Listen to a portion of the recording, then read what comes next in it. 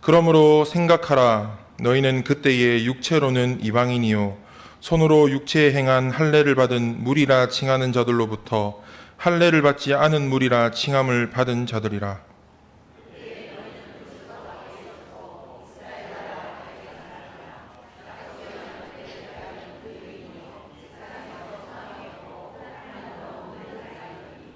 이제는 전에 멀리 있던 너희가 그리스도 예수 안에서 그리스도의 피로 가까워졌느니라.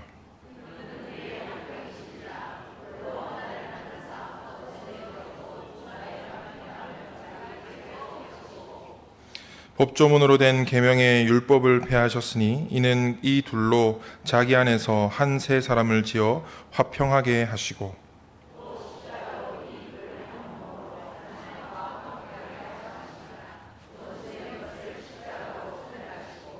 또 오셔서 먼데 있는 너희에게 평안을 전하시고 가까운 데 있는 자들에게 평안을 전하셨으니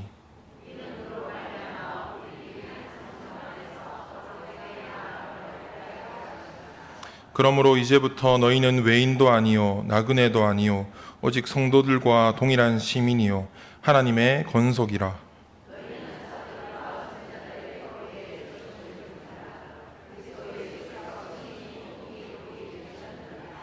그의 안에서 건물마다 서로 연결하여 주 안에서 성전이 되어가고 함께 읽겠습니다. 너희도 성령 안에서 하나님이 거하실 처소가 되기 위하여 그리스도 예수 안에서 함께 지어져 가느니라. 아멘. 우리가 남이가 좀 느낌을 못 살리죠. 우리가 남이가 우리 부산 사람들이라면 한 번쯤은 해보거나 들어본 말일 겁니다. 이웃이 어려운 일에 당했을 때, 그리고 그때 손을 내밀면서 무뚝뚝하게 건네는 말, 친구가 공경에 처했을 때 가족처럼 품어주면서도 무심한 듯 툭 하는 말. 우리가 남이가 당연히 도와야지. 말은 투명하게 하면서도 마음은 제일 뜨뜻한 사람이 바로 부산 사람 아닙니까? 그런데 언제부턴가 이 말이 조금 다른 느낌으로 쓰이기 시작했습니다. 우리가 남이가라는 말이 우리 편이니까 덮어달라는, 그리고 같은 편이니까 눈 감아달라는 그런 식으로 사용되기 시작했습니다. 어느새 이 표현은 한국 사회에서 연고주의 그리고 집단 이기주의를 표현하는 대표하는 말로 전락하고 말았습니다. 이제 이 말은 벽을 허무는 말이 아니라 오히려 더 높은 벽을 세우는 말이 되고 말았다라는 겁니다. 여러분, 오늘날 우리는 초연결 시대를 살고 있습니다. 초연결 시대. 스마트폰 하나면 지구 반대편에서 통화만 할 수 있는 것이 아니라 서로 얼굴을 보면서 대화할 수 있는 시대가 되었습니다. 그런데 동시에 가장 외로운 시대를 우리는 살고 있습니다. 연락은 넘쳐나는데 진정한 연결은 없습니다. 메시지는 수백 통을 주고받지만 정작 마음을 나누는 대화는 사라져가고 있다라는 겁니다.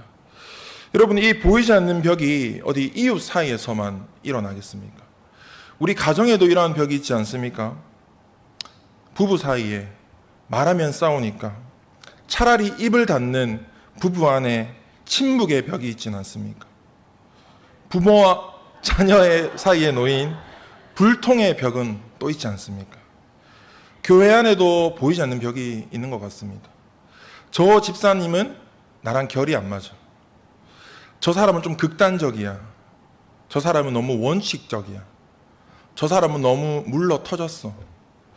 몸은 같은 예배당에 있지만 마음은 수천 킬로가 떨어진 것 같이, 그런 것 같은 상황을 우리는 경험한다라는 겁니다. 오늘 본문은 인류 역사상 가장 높고 견고했던 장벽을 이야기하고 있습니다. 유대인과 이방인 사이의 벽을 말하고 있습니다. 여러분, 이것은 단순한 문화 차이가 아닙니다. 종교적, 정치적, 사회적 적대감이 결합된 거대한 담이었습니다. 당시 예루살렘 성전을 가시면 이방인의 뜰이 있고 이 안쪽으로는 유대인만 갈 수 있는 유대인의 뜰이 있었습니다. 이방인의 뜰, 이스라엘의 뜰이 있었습니다. 그리고 이 사이에는 높이 1.5m의 높은 돌담이 가로막고 있었는데 이 담은 단지 경계선이 아니었습니다. 이 담벼락에는 헬라어와 라틴어로 살벌한 경고문이 적혀 있습니다. 그 경고문을 제가 읽어드리자면 어떤 이방인도 들어올 수 없다. 둘러싼 안으로 성전의 담장과 성전의 영역, 잡히는 사람은 누구든지 스스로 책임져야 한다. 초래할 죽음에 라고 적혀 있습니다. 이 경고문은 인간을 인간으로 대우하지 않는 당시의 적대감 그 자체를 보여주고 있는 겁니다. 너희는 여기까지야. 너희는 여기 선을 넘어서는 안 돼. 라는 장벽의 본질을 가지고 있었다라는 겁니다. 그런데 여러분, 이 담벼락이 오늘 어디에 서 있을까요? 예루살렘 성전에만 있는 것일까요? 바로 우리의 마음속에 있다라는 겁니다. 내가 먼저 사과하면 지는 거야 라는 우리의 자존심의 담. 저 사람은 원래 그런 사람이야 라는 편견의 담. 그리고 기대한 내가 바보지. 역시 사람은 안 변해 라고 하는 상처의 담. 요즘 애들은 말이야, 나 때는 말이야 라고 하는 이 세대 간의 담. 우리는 이러한 담을 세워놓고 그 옛날 그 성전에 있던 경고문을 똑같이 붙이고 살아갑니다. 여기를 넘어오면 우리의 관계는 끝이야. 이 선을 넘으면 내가 다시는 저 사람을 보지 않을 거야 라는 우리 마음의 경고문을 우리 마음속에 새기고 살아가고 있다라는 겁니다. 그런데 여러분, 오늘 본문의 말씀은 이 우리 마음속의 담을 향해서 선언하고 있습니다. 우리 오늘 본문 14절 말씀 다시 한번 읽어보겠습니다. 14절 말씀입니다. 그는 우리의 화평이신지라 둘로 하나를 만드사 원수된 것 곧 중간에 막힌 담을 자기 육체로 허시고. 아멘. 예수님이 그 담을 허무셨다라는 겁니다. 그런데 놀라운 것은 예수님이 담을 허무는 방식입니다. 예수님은 망치를 들고 담을 허무신 것이 아니라 자기의 육체를 던져서 담을 허무신 겁니다. 십자가에서 찢기신 그 몸이 우리 사이에 흐르던 지독한 이 적대감을 흡수하고 소멸해 버리셨다라는 겁니다. 오늘 우리는 이 거대한 담을 허물고 이 지독한 적대감을 흡수해 버리신 이 예수 그리스도의 복음을 네 가지 포인트로 나눠서 살펴보고자 합니다. 첫 번째 포인트입니다. 우리 함께 읽어보겠습니다. 우리는 철저한 남이었습니다. 우리는 철저한 남이었습니다. 우리 오늘 본문 11절 12절을 보시면 원래 우리가 어떠한 존재였는지를 말해주고 있습니다. 우리 본문 11절 12절 말씀 우리 다시 한번 읽어보겠습니다. 그러므로 생각하라. 너희는 그때에 육체로는 이방인이요 손으로 육체에 행한 할례를 받은 무리라 칭하는 자들로부터 할례를 받지 않은 무리라 칭함을 받은 자들이라. 그때에 너희는 그리스도 밖에 있었고 이스라엘 나라 밖의 사람이라. 약속의 언약들에 대하여는 외인이요 세상에서 소망이 없고 하나님도 없는 자이더니. 아멘. 우리는 어떤 존재였다고 말합니까?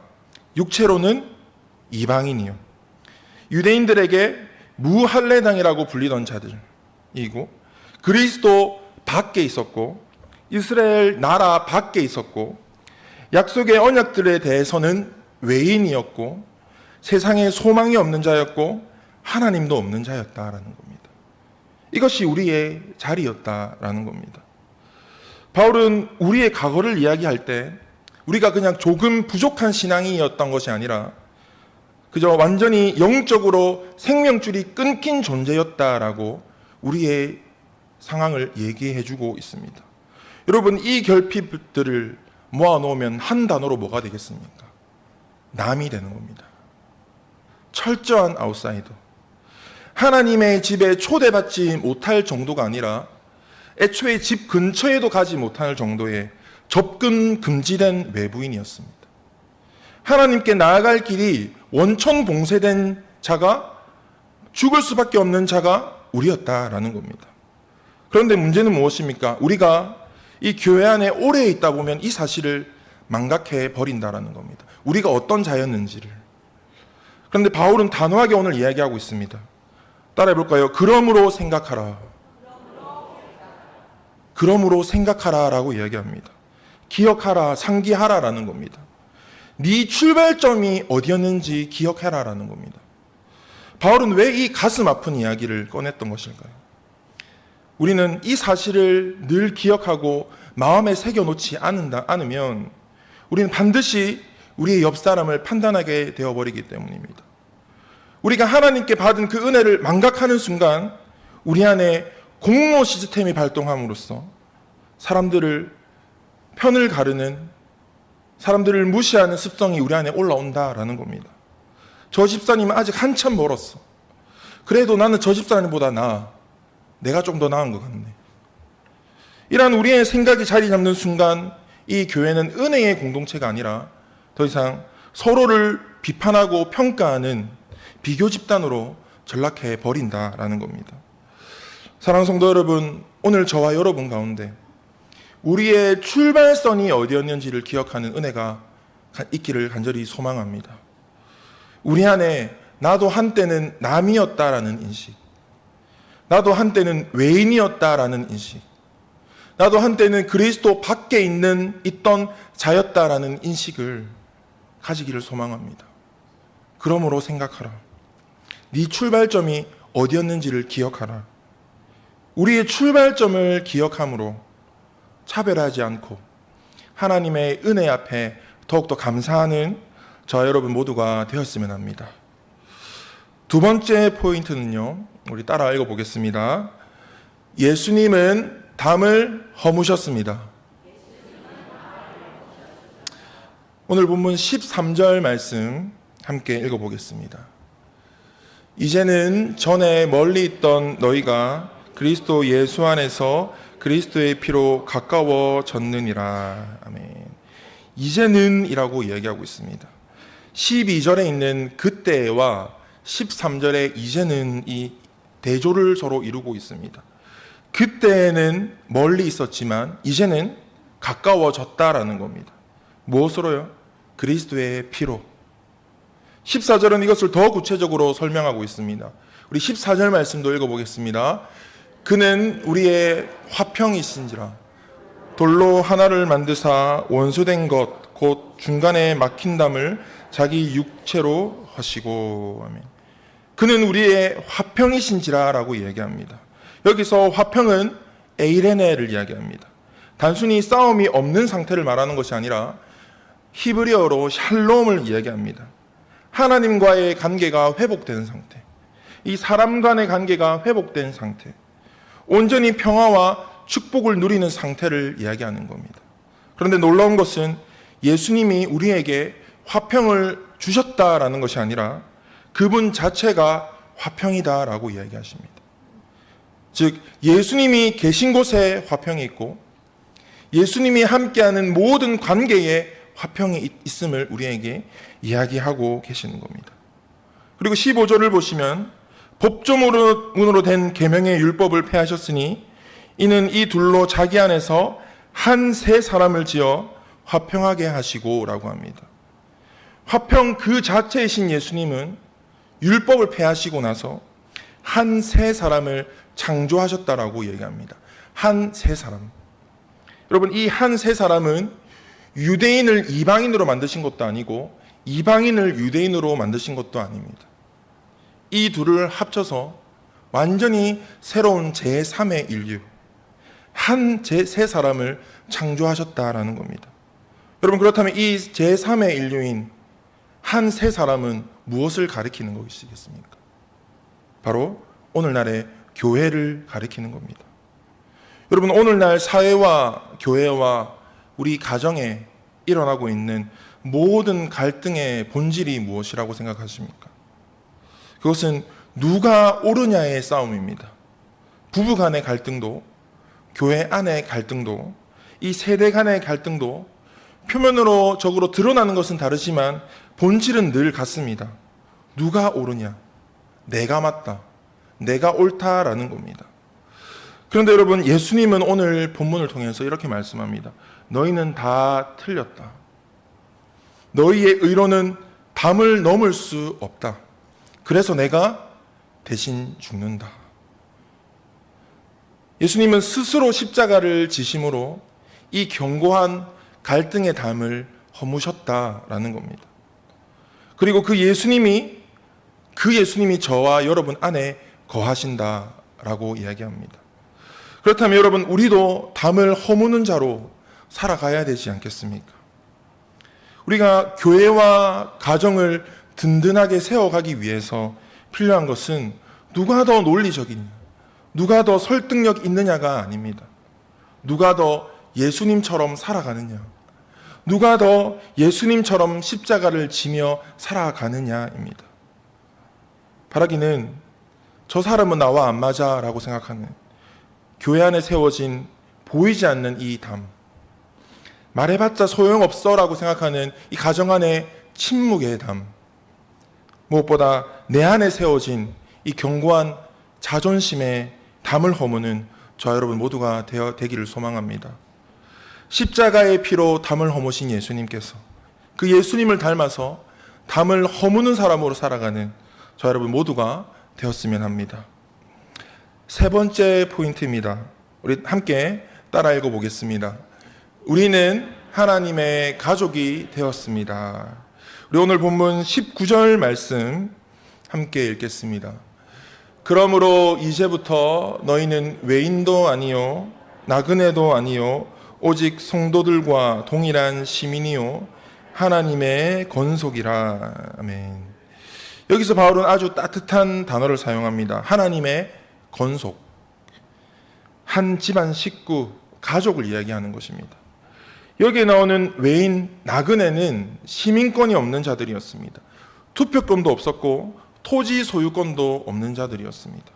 언제든지 쫓겨날 수 있는 불안정한 신분이었다라는 겁니다. 그런데 이제는 우리는 다르다라는 겁니다. 외인도 아니고 나그네도 아니고 성도들과 동일한 시민, 하나님의 한 식구, 가족이 되었다라는 겁니다. 여러분, 기본적으로 손님이 우리 집에 오면 우리는 어떻게 합니까? 우리가 최대한 정성을 다해서 손님을 대접합니다. 하지만 손님에게 넘어서지 말아야 할 선도 있습니다. 안방을 함부로 문을 연다던가, 냉장고를 함부로 연다던가, 그리고 안방에 서랍을 막 연다던가, 이러한 행동은 주인에게 아주 큰 신뢰가 되는 행동입니다. 하지만 우리의 자녀들은 어떻습니까? 자다가 무서우면 엄마 아빠 사이로 엄마 아빠 틈을 비집고 들어와서 침대 위에 함께 눕습니다.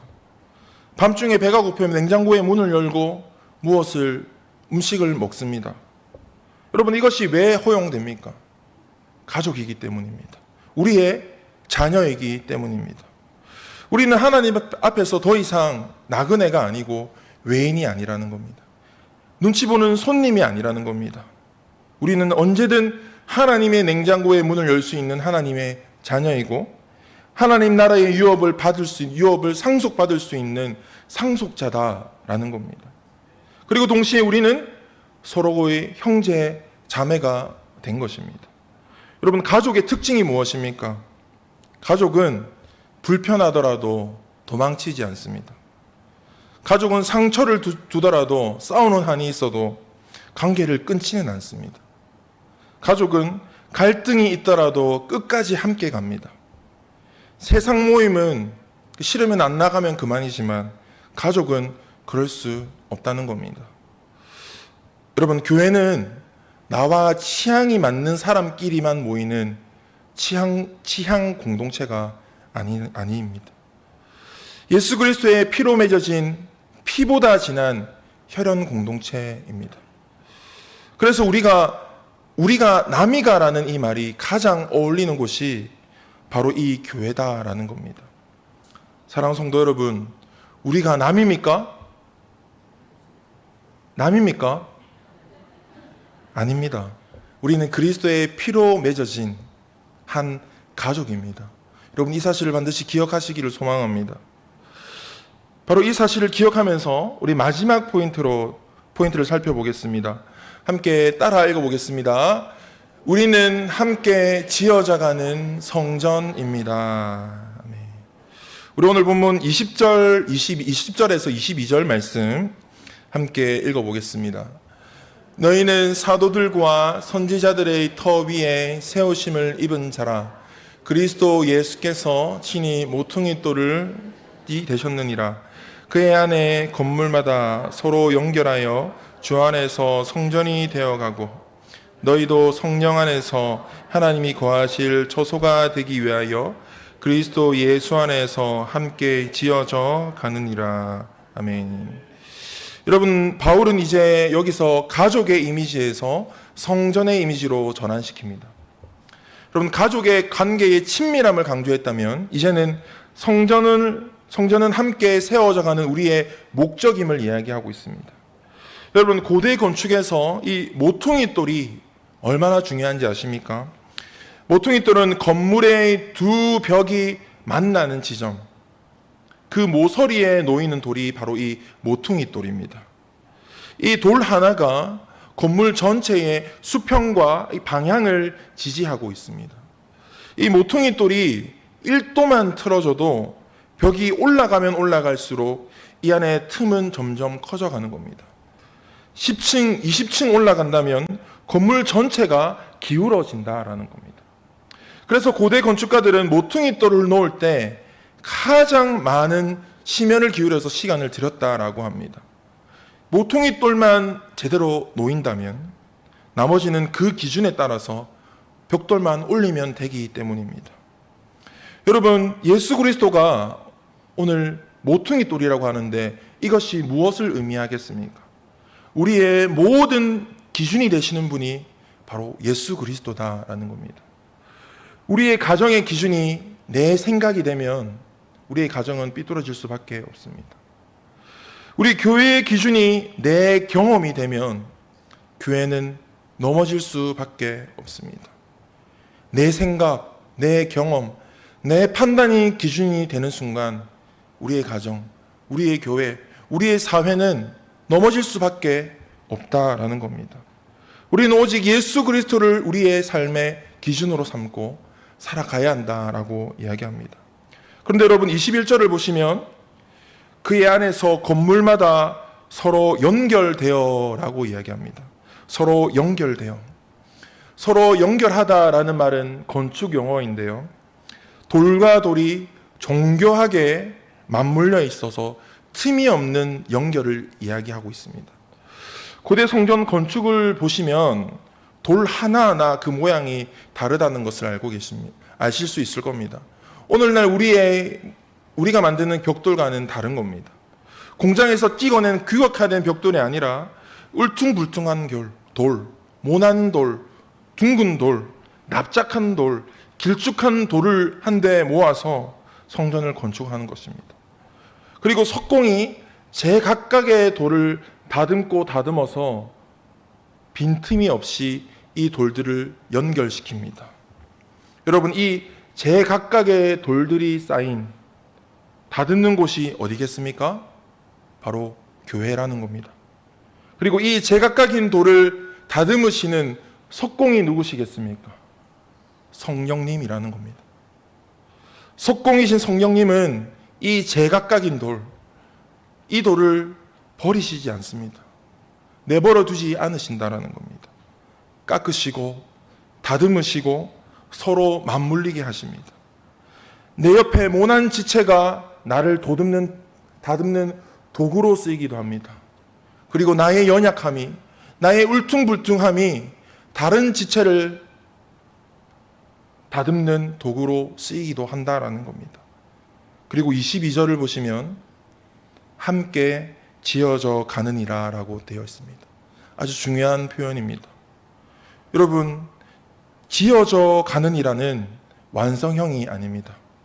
지어져 가고 있다라는 현재 진행형을 나타내는 말입니다. 그것은 무엇을 말하는 것일까요? 우리는 완성품이 아니다라는 겁니다. 우리는 여전히 공사 중인 사람이다. 공사 중인 인간이다라는 겁니다. 여러분, 공사장 다 가보셨잖아요. 공사장은 늘 시끄럽고 먼지가 나고 어수선하기 마련입니다. 조용한 공사장은 어떤 공사장입니까? 공사하다가 부도 나는 공사장입니다. 여러분, 여러분의 남편이 아직 부족해 보이십니까? 왜 그럴까요? 공사 중이기 때문입니다. 여러분, 여러분의 아내가 여전히 모나 보이십니까? 왜 그렇죠? 공사 중이기 때문입니다. 여러분, 우리의 자녀가 왜 아직 이렇게 나이값 못하고 미숙해 보입니까? 공사 중이기 때문입니다. 그리고 나 자신도 공사 중입니다. 우리 동네 중앙교도 교회도 마찬가지입니다. 하나님이 거하실 아름다운 성전으로, 거룩한 성전으로, 든든한 성전으로 여전히 우리는 공사 중이다라는 겁니다. 그러니 포기하지 마십시오. 교회를 떠나지 마십시오. 성령님이 친히 다스리시고 깎으시고 여전히 오늘도 조율하고 계십니다. 벽돌 한 장으로는 성전을 지을 수 없습니다. 비록 우리의 모습이 지금 울퉁불퉁하다 할지라도 우리가 성령님의 손에 붙들리게 될 때, 성령 안에 우리가 하나 되어질 때 성령님은 우리 교회를 그 어떤 교회보다 하나님의 거룩하고 귀한 처소로 우리를 세워 가실 것입니다. 이제 말씀을 맺으려고 합니다. 오늘 본문의 말씀을 우리가 4가지 포인트로 살펴보았습니다. 먼저 우리는 본래 하나님과 떨어진 철저한 남이었습니다. 그러나 예수님은 십자가에 자신의 몸을 던지심으로 막힌 담을 허무시고 화평을 이루셨습니다. 그리고 우리는 하나님의 가족이 되었습니다. 그리고 이제는 우리는 함께 지어져 가는 거룩한 성전이 되어 가야 한다라고 오늘 말씀을 나누었습니다. 여러분, 오늘 우리가 남이가라는 이 한마디가 오늘 우리 자리에서는 부산 사람의 의리로 그치는 것이 아니라 십자가에 선 저와 여러분들의 믿음의 고백이 되기를 소망합니다. 우리는 본래 남이었습니다. 그러나 하나님이, 예수님이 자기의 몸을 던지시고 벽을 허무심으로 우리를 하나님의 가족 삼아 주셨고, 성령님이 지금 이 시간도 우리를 함께 지어서 거룩한 아름다운 성전으로 지어가고 다듬어가고 계시는 것입니다. 여러분, 올해 우리 교회에 주신 교회여 사랑으로 충만하라는 이 비전도 내 힘으로, 내 의지로는 이뤄낼 수 없는 비전입니다. 담을 허무시고 자신을 던지신 그 예수님의 사랑과 제각각 다른 벽돌을 모아서 성전이 하나 되어 성전을 만들어 가시는 그 성령님의 은혜 안에서, 은혜가 우리 안에 흘러가서 다시 흘러나갈 때 우리는 사랑으로 충만한 교회가 될 수 있을 것입니다. 오늘 저와 여러분들 모두가 우리의 출발선을 기억하길 소망합니다. 날마다 겸손한 자리로 나아가길 소망합니다. 그래, 십자가에 화평을 붙들고 담을 허무는 여러분 되기를 소망합니다. 그렇게 십자가의 피로 하나님이 가족이 되게 하신 그 은혜 앞에 감사함으로 서로를 품고 서로를 지켜줌으로 사랑으로 충만한 교회를 세워가는 저와 여러분 모두가 되었으면 합니다.